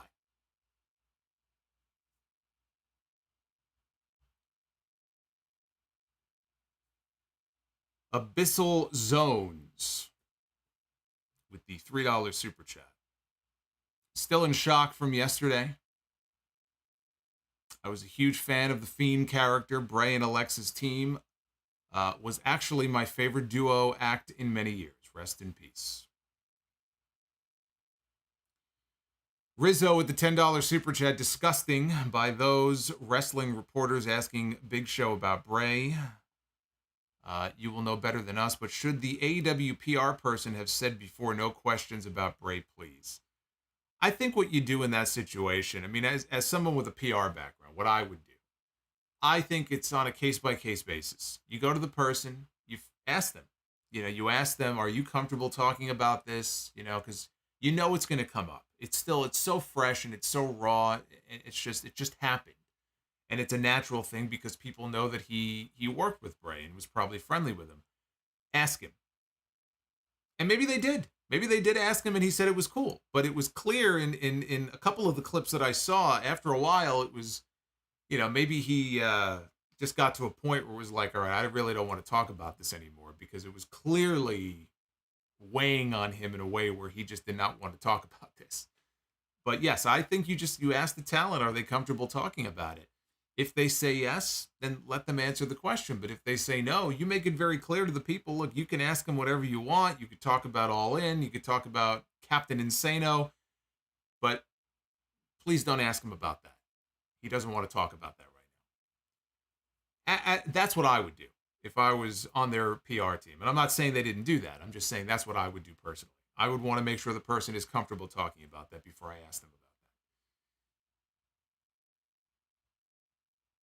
And also, what I might do if I was the person who was interviewing them, and I've interviewed people over the years, I think in a situation like this, I would like to think, I mean, I've never been in a situation where I was about to interview somebody and there was a big wrestler death the day before. I would like to think what I would do in that situation is, before we start recording and before I start asking questions, I would ask them. I would say, look, are you comfortable answering a question about this person? I just want to make sure you're cool with it, because I might ask you a quick question about it. And again, I'm not sure if some of those people did that. I'm not saying they didn't, but I would just be very, very careful when it comes to that stuff, because it's tough. It's a tough thing. There's news value in it. I get it, but he looked really uncomfortable. answering questions about that. Retro KOH, hoping for a birthday shout out. It was actually yesterday, but I figured it would have been wildly inappropriate. Thank you for everything you do. Rest in peace, Bray. Well, happy birthday, Retro KOH. I'm sorry your birthday fell on such a sad day. I think yesterday was also, wasn't yesterday Vince's birthday? I think yesterday may have been Vince McMahon's birthday, too.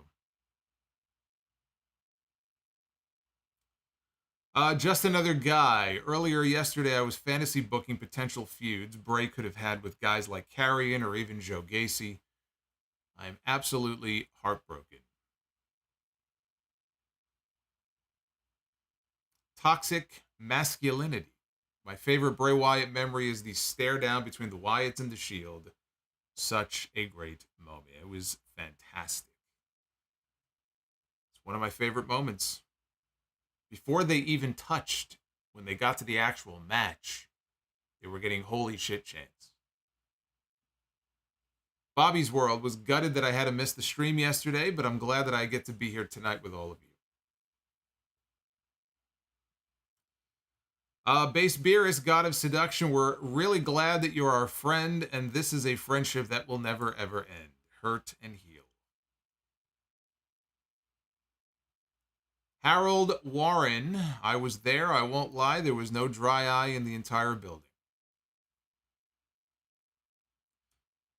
You know what I always think of when it comes to these tribute shows? I think of the Eddie Guerrero one, and it was, I think, right at the end of the 10 Bell Salute, when they had all the wrestlers on stage, and they did the 10 Bell Salute right before they pitched it to the video, the Johnny Cash Hurt video. They showed a shot of this kid in the crowd with his father, and this kid was inconsolable, and his father was just like trying to comfort him. He was just sobbing over Eddie Guerrero. That still sticks in my head. Larry Jester, odd how Brody and Bray both were active, disappeared from TV, passed away suddenly, and then revealed to have had some type of illness. It is weird how their deaths were very similar in that way. Where I remember when Brody disappeared after the chain match with Cody, there were a lot of people asking me questions like, where is he? What's wrong with him? Is he hurt? I thought he was injured, so I didn't have any answers. And so there was a lot of confusion about why Brody Lee just suddenly disappeared and nobody was talking, because as we found out later, his wife didn't want anybody talking about it. And shockingly, the AEW locker room, unlike most other wrestling locker rooms, they actually kept their mouth shut. Nobody leaked anything for 2 months. And then Bray, in this situation, it was very eerily similar, where he just vanished and nobody was told anything, and people were asking questions and nobody had any answers, and it wasn't an injury, but it's an illness, and we didn't even know that about Brody, that it was an illness. We didn't know anything. But it is eerie how they kind of mirrored each other in that way. Philip Bowman, when I first heard, I assumed it involved his illness or suicide, given how Brody dying affected him. Either way, this hurts. Rest easy, Bray. I think that's why the family, or whoever it was close to the family, gave Sean Ross Sapp permission to put that information out yesterday. I think because on social media, people were starting to speculate about suicide. There were a lot of people talking about suicide and depression, and I think they just wanted to sort of cut that off before that narrative took hold. And then Sapp put the information out about him having had COVID and then having the heart attack. So I think that's why they gave him permission to put that information out. Because they saw people were speculating and they didn't want people speculating incorrectly. Matt Oman, wrestlers typically don't attend the funerals of their colleagues. Do you think an exception will be made for Bray? Did everyone go to Eddie's?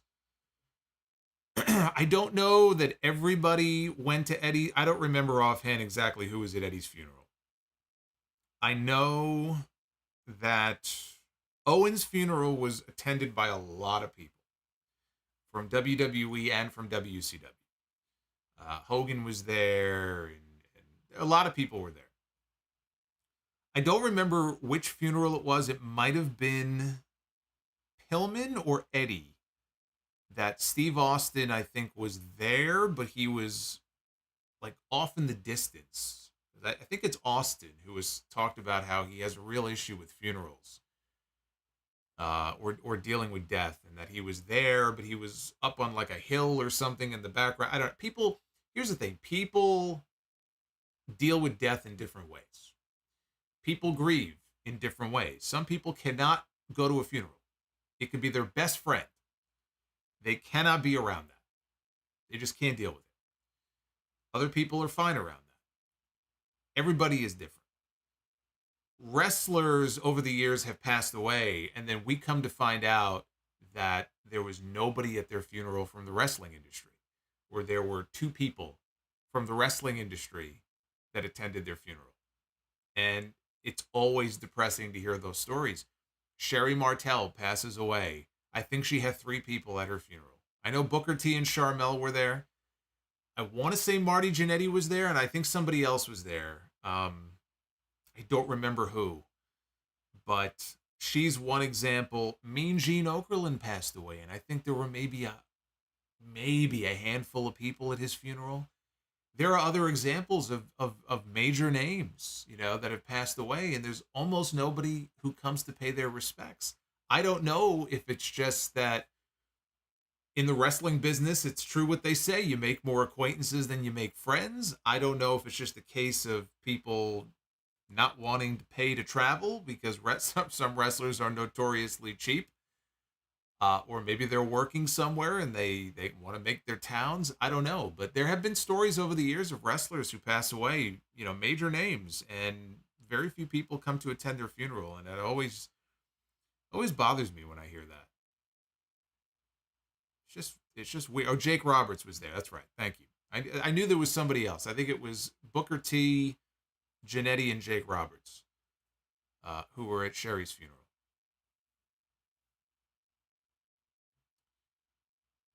But, you also got to stop and think in the wrestling business. Think of how many wrestlers have died young. I always think of Bret Hart. Bret Hart has so many times he has written on his Facebook page or his Instagram or in his book about people he was very close with in the wrestling business who died. There have been so many just in his family alone. Look at his own family. Owen, Anvil, Bulldog, Pillman. He was very close with Pillman. Rick Rude. He was very close with Rick Rude. Randy Savage, Roddy Piper, countless other people. All this constant death. There are probably just some wrestlers who can't deal with it. They just, as far as attending the funeral and kind of being in that situation, it could just also be that in a business where people are, or for a period of time, it felt like there were people constantly dying young all the time. You just can't be around that all the time because it'll overwhelm you. So much death and despair. I can see where that would drive people to dark thoughts and dark places, and some people they're not equipped to handle that. You just got to step away and remove yourself from that situation. You can't just be around constant death all the time. So many people in the wrestling business have lost friends and colleagues. The Von Erichs. My God, look at the Von Erich family. It's too much. Daniel Malcolm. Actually, Abyssal Zones first. Wasn't able to see SmackDown yet. It's going to be hard. Daniel Malcolm says, not too long after finding the sound off is when I found out the former Husky Harris, who I saw potential in, had fully reinvented himself in FCW at NXT. Kept tabs on Bray ever since, and crazy now that he is gone. Yeah, I first started talking about Bray I guess it would have been when he was Husky Harris, but I can remember when he was trying some different things in developmental. He was wearing a mask at one point, I think. And then he finally settled on the Bray Wyatt cult leader gimmick. And I think he did something in NXT with Chris Jericho, and either Jericho broke his nose or he broke Jericho's. I think Jericho broke his nose. But I remember talking about that, and then finally when he made his debut, I remember saying like, "Oh, the Wyatt family, they should already be on the main roster. They got a good thing going. When are they going to debut on the main roster?" And then finally they debuted on the main roster. It reminds me also of how fucking long I've been doing this podcast for. That I was talking about those things, and now my acoustic panels are falling off the wall here. Almost fell on my head. But yeah, I've been doing this show for a very long time. I come to realize that every now and then. Sometimes I forget. Eli Thomas with the $5 super chat. Rest in peace, Bray Wyatt. My favorite gimmick is when he was Husky Harris. Keep doing an awesome job solo.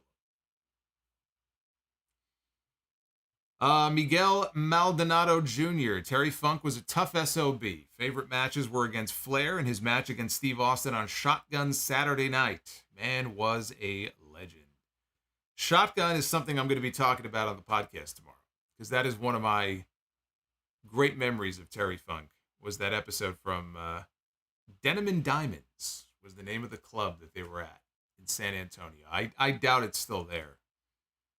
But I remember that. I was a big fan of the early days of Shotgun. They had a good formula with that show.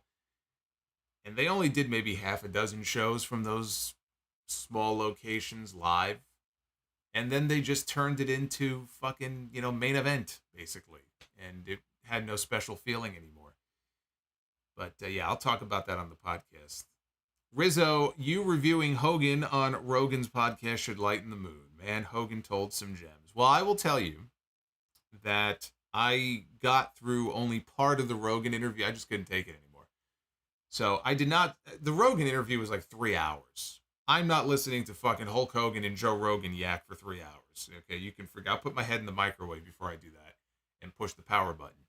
But I did listen to part of it, but there was some other Hogan stuff, and I think it'll be good to lighten the mood. We'll talk about some Hulk Hogan tall tales tomorrow. William Valencia, thank you for the 20.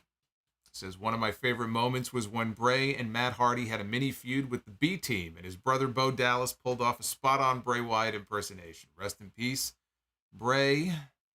I remember that very well. Curtis Axel, I think, was impersonating Matt, and the voice that Bo Dallas did. Well, I mean, they're brothers, so it's not hard to believe they would sound similar. But yeah, he did a spot-on impersonation. If I remember, I think they might have even cut back to the ring at one point. It looked like Bray was corpsing, unless I'm just making that up. I could have sworn there was a moment where he cracked or almost cracked. Miguel says Bray Wyatt was on a completely different level. From his entrance and promo in the ring, he was great. Really a big loss for wrestling. I am heartbroken. Rumple Maine. Sound Off has been a safe haven for me that had no one to speak wrestling with in person until recently, meeting folks at SummerSlam. Thank you, Solo. Well, Rumple, thank you. I appreciate that. Bray was smiling. Yeah, I didn't remember if he was like corpsing or anything, but it looked like he was getting a kick out of listening to his brother impersonate him. EJ Slam, 2 wrestlers made me a fan of the territories as a kid. One was Harley Race. The second was Terry Funk. Sucks that they're both gone. Rest in peace to them and Bray Wyatt. Yeah, it's been a tough year, especially in terms of the big names. Terry Funk and Superstar Billy Graham and the Iron Sheik, and then you think of Jay Briscoe and now Bray Wyatt. This has been a fucking terrible year. Merlot Williams, first Brody, then Jay Briscoe, now Bray. Absolutely tragic. Rest in peace to all and prayers to their families. Hashtag reach for the sky and follow the buzzards. Arabian Night 2000. Do you know why they don't do those wrestler personal interviews where they talk about the one who passed away like what they did for Eddie in 05? Well, I talked about that before. I actually touched on that before. I just think there's no need for it. I mean, it's okay to have some testimonials on TV if people want to do them, but I just remember those early tribute shows where they would just put a camera in front of somebody and sit them down, and they're just fucking balling there. Like, and I hate to use him as an example, but like on the Eddie tribute show, Benoit, I mean, he was just so distraught. It was uncomfortable, to listen to him wailing on TV like that. It just felt like, please, like, get this guy away from the camera. Like, he's going to need some privacy right now. He doesn't need to be shoved on live television like that. And there were other interviews like that also. So I just think they probably just don't want to do that sort of thing anymore. People can post their own tributes on their social media if they want to. He also says, I wish Roman was there and retired the blue Universal title and put on Bray's rocking chair. Rest in peace, Bray. He had the best collection of themes in WWE history. And Libido Bell. I had some coworkers who are wrestling fans, young and old. It was nice to talk to them about Funk and Bray. Other people would not understand that we are hurt. So thank you, Libido Bell, and thank you everybody else. A lot of good messages there. It's good to hear from everybody. Hopefully that was a helpful stream to some of you who I know are very upset about the news of this week, whether it be Bray or Terry or both. It's been a sad week to be a wrestling fan. Just to update you on what the schedule is going to be like. Normally, the main podcast would drop later in the day on Sunday. Obviously, AEW has kind of a big show coming up on Sunday, and Eastern time, it's starting at 12 o'clock noon here. So I'm not doing a podcast on Sunday. I'll be doing a podcast tomorrow. I don't know when it'll be up because I'm not even done putting my notes together. Obviously, this news completely just destroyed whatever my plans were for the show. And I had to throw a bunch of stuff out, and I've had to put down my thoughts because there's so many things about Bray and especially Terry Funk that I wanted to talk about. I can't possibly remember it all, so I have to make sure I at least get it down in front of me so I don't forget anything and I can touch on all the different things I want to talk about. But we also got to talk about All In. I'll be doing All In predictions. I will talk about Edge.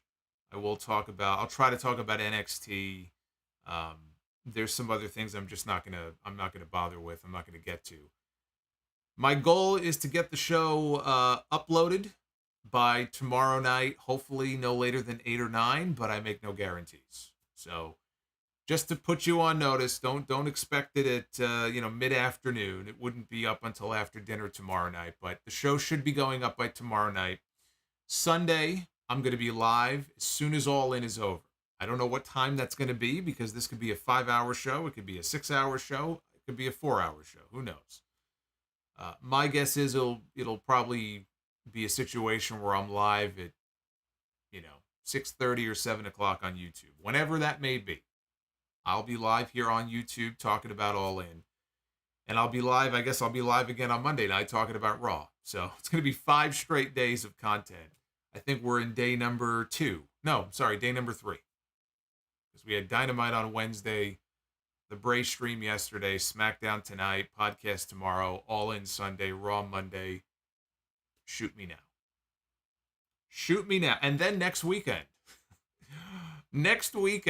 we have 2 pay-per-views. We have Payback and we have All Out. And I'm supposed to do a podcast somewhere in between all that madness. So I think we may need to add a new hashtag, Pray for Solomonster as well, because that's going to be a tough weekend. Oh, man. Hey, Daniel Malcolm, thank you for the $9.99. He says, you responding to my earlier chat, I now recall you saying the Wyatts need to be on the main roster already back in the day. It actually might have been through you that I discovered Husky became Bray. I remember it like it was yesterday, man. I was ready. I was ready for the Wyatts to get that call up. They had a good thing going down there. That's when I was first really starting to get into NXT at Full Sail. Back in the old Full Sail days. Arabian Night, my favorite Wyatt moment was his lady teacher promo. What promo was that? His lady teacher promo? Abyssal Zones. This sort of news just hits you over and over again. And Rizzo said, in that podcast I meant. Well, I read your second super chat before I read your first one, and I was confused. So let me go back and read the first one. It said, I apologize if this is just a dumb idea, but I think you should put up the stream you did yesterday. It was a beautiful 1 hour in the pod. I see what you mean. Basically, just take the stream, the audio from the stream I did yesterday, and have that spliced into the show as my Bray tribute. Yeah, no, I mean, I have a few other things I might want to add to it, so I think a lot of it is going to be the same. I have a few other things I might want to tack on. We'll talk about what they did tonight as well. So I thought about that, but I'll probably just end up, just talking about it again. It kind of helps to talk about it.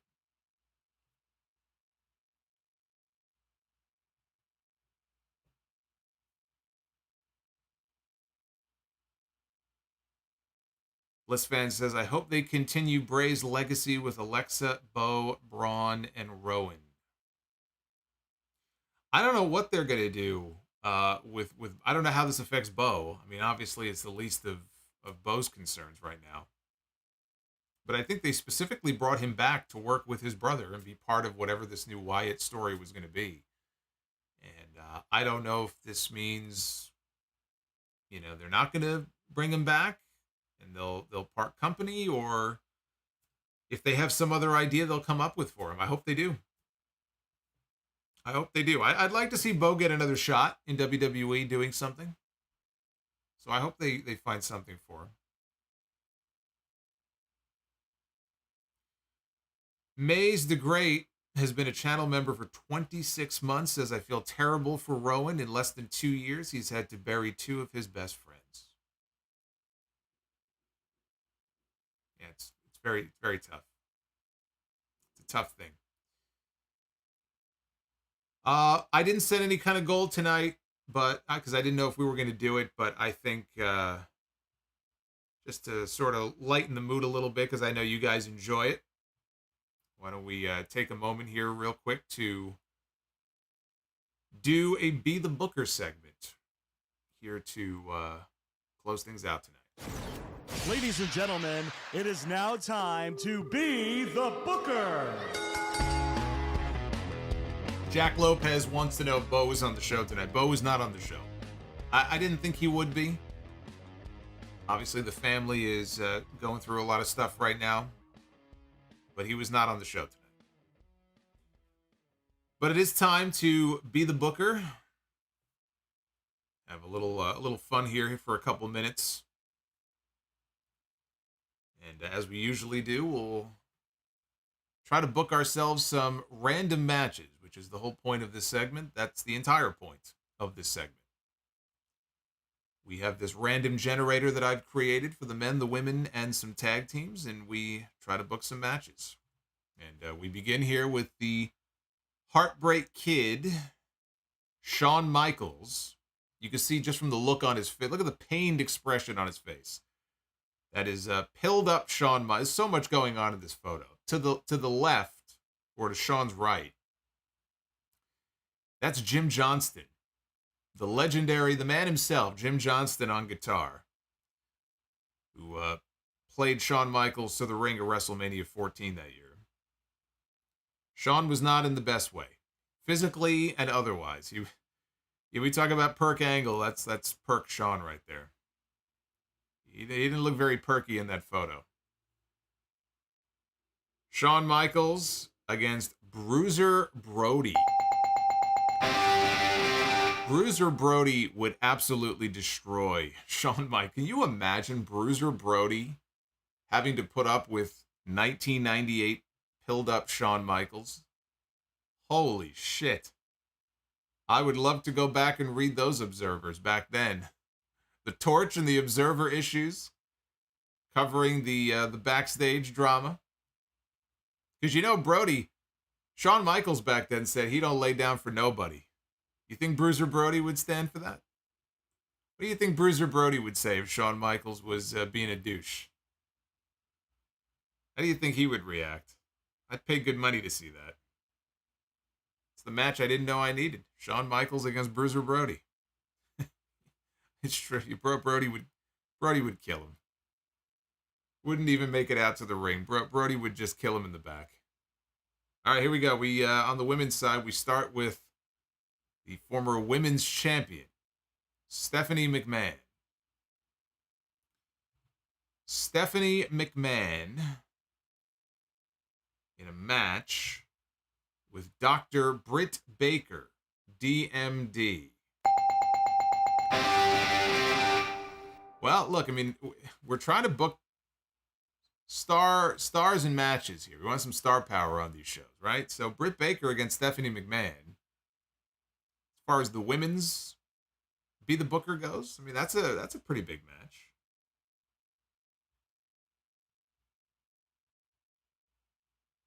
All right, tag teams. We got a lot of classic tag teams here. So let's hope we end up picking some of them. We begin with Braun Strowman and 9-year-old Nicholas, who were the Raw Tag Team Champions. They won the tag team titles at WrestleMania. Braun Strowman and a 9-year-old boy became tag team champions. That is a real thing that happened. Braun, I got Bray on the brain. Braun and Nicholas will be defending their titles against the Smoking Guns. Billy and Bart. Look at these two. We're getting badass Billy Gunn at Wembley Stadium winning the trios titles this Sunday. We got Billy Gunn going out on television every week and scissoring people. He's come a long way since his rodeo days. Look at the mustaches on these guys. Their Stetson hats. 2 out of 3. I'm glad we went 2 out of 3 tonight. I wanted to have a good night. We had a good night there. Rumple Maine says, deeply sorry if insensitive, but do you think the length of time between Bray's return and the Rumble match with LA had to do with his health? No, I mean, that's what I was wondering about before, because it just didn't make any sense to me that physically he wasn't doing anything. You know, he came back and there was all this buzz around him, but it was like, why isn't he? I thought maybe it was an injury, like a knee injury. But now it has me thinking, you know, depending on the timeline, when did he get sick? I mean, we may never find out. But it's starting to make a little more sense if he had gotten sick prior to that, which is very possible. You know, maybe he got sick earlier, but it just wasn't so bad, or he thought he got over it. Had the Rumble match, was heading into WrestleMania, and then maybe things got worse. But now we're just speculating. I don't know. It's also possible he got sick after the Rumble, and whatever happened from October to January was just them keeping him out of the ring to keep him special until they got to the pay-per-view. Because I don't think they had any pay-per-views in December. I think it went right from Survivor Series and War Games right into the Rumble, if I recall. I don't think there was a pay-per-view in between. So it could have just been that they were holding him out. They didn't want him to wrestle on TV. Rizzo says, last one, we were all wondering, is Grayson the best they got for Cody? Remember the rumors about Bray being Cody's next opponent? I thought about that. The reports were that he was doing well and could be on his way back as early as September.